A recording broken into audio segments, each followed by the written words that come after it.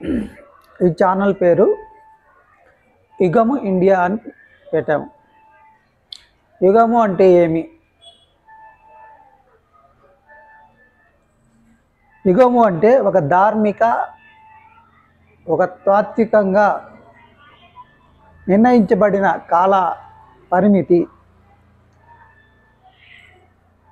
అంటే యుగం అంటే ఒక ధార్మిక, తాత్వికంగా నిర్ణయించబడిన కాల పరిమితి. అంటే ఒక పరిమితి, ఇక్కడ మినిమం ఒక పరిమితి యుగము అంటే.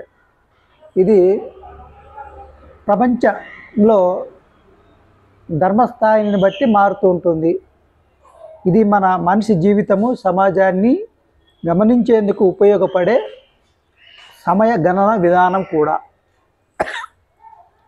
యుగము ఇండియా అంటే భారతదేశం యొక్క ధర్మస్థాయిని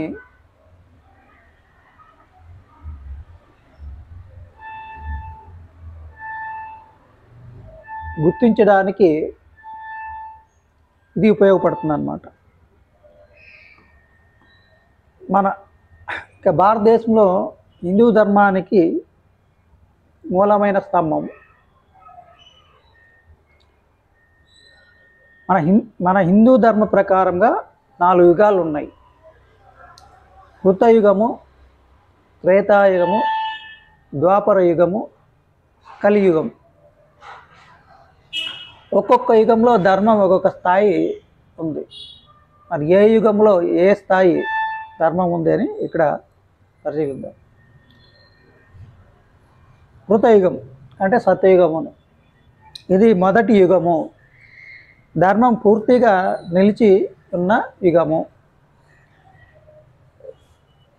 ధర్మం ఇక్కడ 100% ఉంటుంది. మనుషుల ఆయుష్, నీతి, ధర్మబద్ధత, జీవనము అత్యధికంగా ఉండేది. ఇంకా సత్యము, నిజాయితీకి ఈ యుగంలో పెద్ద ప్రాముఖ్యత. ఇంకా రెండవది త్రేతాయుగం. ధర్మము 75% ఉంటుంది. శ్రీరాముడు జన్మించిన యుగము. ధర్మం కాస్త తగ్గినప్పటికీ మంచి విలువలు ఇంకా నిలిచి ఉన్న యుగము. ఇంకా 3 ద్వాపర యుగము. ధర్మము 50% ఉంటుంది ఇక్కడ. శ్రీకృష్ణుడు జన్మించిన యుగము. పాపం, అధర్మం పెరుగుతూ ధర్మం కాస్త మిగిలి ఉండేది. కలియుగము. ప్రస్తుతం మనం జీవిస్తున్న యుగము. ధర్మము 25% మాత్రమే ఉంది.